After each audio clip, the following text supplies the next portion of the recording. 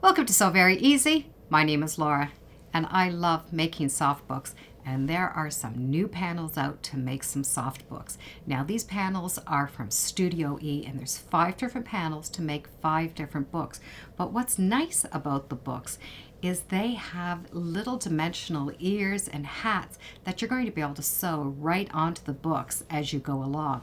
So I'm going to take that one step further, and I am going to add some really fun fabric into the books so that the books will be really soft and fun to read. And to start with, of course, we're going to need the panels and some fusible web, and I'm going to use Heat and Bond. And what it is it's a product that you're going to be able to iron on one side of the fabric and then iron it on another side of fabric, and it's going to be like a glue, and it's going to stick whatever fabric you iron on together. And some fun fabric. And you might want to have a little bit of stuffing so that you can stuff the hats and the ears on the books. And to make those books have that nice stability, you're going to need something to put inside. So you can use a batting or you can use a fleece. And I'm going to use a fleece to go inside. The next will be cutting out the pages, and you're going to be able to follow the cutting lines. At the side of the panel, you will see the ears or the hats to go with the panel. And at the bottom of the panel, you will have directions. When I have them cut out, I'm going to go through all of my fabric and see if I can find some fabric that I'm going to be able to match with some of the books. I have a little bit of a fake fur that's going to go great for the dog's ears. Some beautiful white fleece, which will go great with the bunny. And I'm going to find fabric for all of the books. Then I'm going to need the Heat and Bond. And I do have some white fleece, so I'm going to put the white fleece for the clouds and the little bunny tails. So I need to get these shapes. Heat and Bond looks like paper with glue on one side, and well, that's exactly what it is. So what you're going to need to do is trace these pieces onto the Heat and Bond. Now normally we trace them with the paper side up, and they are reversed. But because we do not have a reversed pattern, we're going to have to do the drawing on the wrong side. So with a permanent marker, you're going to be able to see through the paper and trace all of the shapes that you want cut out of your fabric with the glue side up. Then on the back, I will actually write the page number so I can keep track of it. And permanent marker is going to be fine because it's just going to maybe leave a little bit of a shadow, or you could cut right inside so you don't get any of the marker. Now you need to take it and with the glue side down, fuse it onto your fabric. So you have the glue side onto the wrong side of the fabric. Now cut out the shapes. When the shape has been cut out, you're going to be able to peel that paper off. And when you peel the paper off, the glue is on the back of the fabric. You're going to now be able to fuse that right onto the shape. Now I would recommend ironing from the back. If you're using a fur or some kind of a specialty fabric, the iron might melt the fabric. So line it up on the ironing board and press it down. And when it cools down, this is now permanent on this book. So you're going to be able to go through and do all of the shapes on your Heat and Bond backwards, cut them out, and glue them on. And don't forget, you can embellish the ears. Now I would recommend leaving your fabric flat, embellishing it first, then we can sew the parts together. So a few different fabrics I used: a white fleece, a white wool, some black fur, red fur, and some yellow fur. And the yellow fur, I made sure that all of the nap was going down. Now I can work on the dimensional ears and hats. To sew them together, I find it really easy if you just cut them apart and then match them right sides together And if you hold them up to some light, you're going to be able to line up that stitching. Pin the layers together. And now you're going to be able to stitch your 1/4 inch just as if this was cut out. But with this not being cut out, it's easier for you to handle. You have something to hold on to as you're running the machine around the stitches. Make sure you leave the opening there and then stitch a 1/4 inch in. Once you have it stitched around, turn it over and make sure that all of the stitching line is within the inside of the pattern. Now you can cut out a 1/4 inch all the way around. So I've cut all the way around, but I've also left the wording here. You might need to snip some of the edges, but then turn it right side out. And once it's turned and pressed, I can stuff it.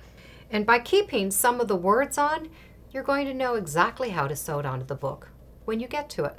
So I've stuffed some, and I'm going to remake some. I'm not going to use this cotton because I want the ears out of the black fur. So I'm going to take a nice big piece of black fur and fold it in half. And I'm going to use these as a guide because I need 2 pieces for the front and 2 pieces for the back. I already have the fabric lined up for it. I'm going to pin this right on the fabric between the 2 pieces of the fur and right through to the printed fabric. So I'm just going to stitch around the ears just as if I would have if I didn't have anything attached. Make sure you leave the opening, and this is going to stay on, which is fine. It's just going to work as a stabilizer. So stitch right on top. Now I can cut the ear out, leaving a 1/4 inch seam allowance. And I'm going to be able to cut off the words because I'm going to be able to tell by the shape the position that they need to go on. Turn them right side out. I'm not going to stuff the ears because I think the fur has made them thick enough. For the little lamb sleeping cap, I'm going to do the same as I did for the little chick. I'm going to match up the seams by holding it up to a light source and then stitch a 1/4 inch around. After you've sewn them, turn around again and check and make sure all of the back is enclosed. It's so much easier with a large piece of fabric than trying to get all of those seams along that edge. Now we can cut that at a 1/4 inch again, trim it, and turn it. Now I get to stuff it, and I think I might just add a little pom-pom on the end. And I've left the words on, so I know the placement. And with the little bunny ears, I'm going to put just a piece of fleece in between. So I'm going to start with a piece of fleece and put the fabric right sides together. Again, I'm leaving it really big so that I can work with it.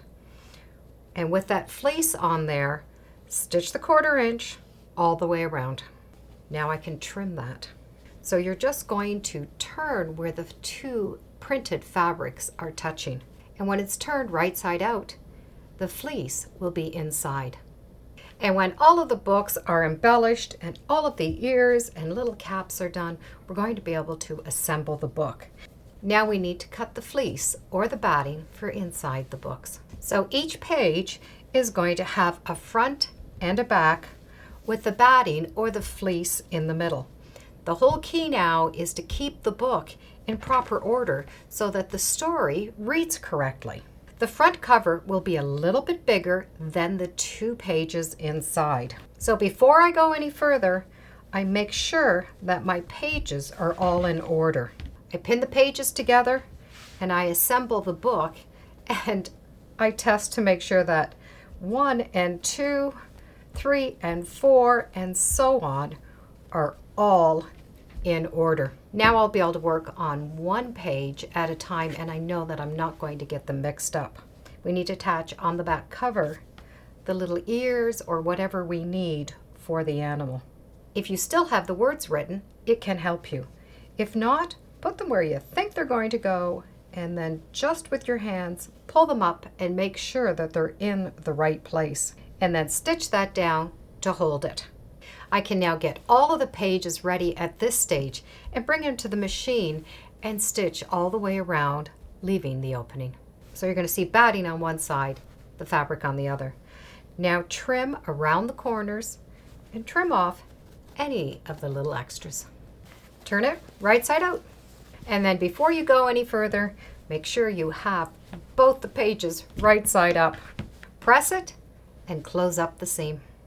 I would recommend now to do a row of top stitching all the way around for two reasons. Number one, it's going to help keep the ears or the hat upright and help it from not flopping in. The second reason is when they're washed, the edges are going to stay nice and crisp. And I would recommend a variegated thread. The reason is all of these pages have many, many different colors, and it's going to be a lot easier. You won't have to change your bobbin and the top thread to stitch all the way around.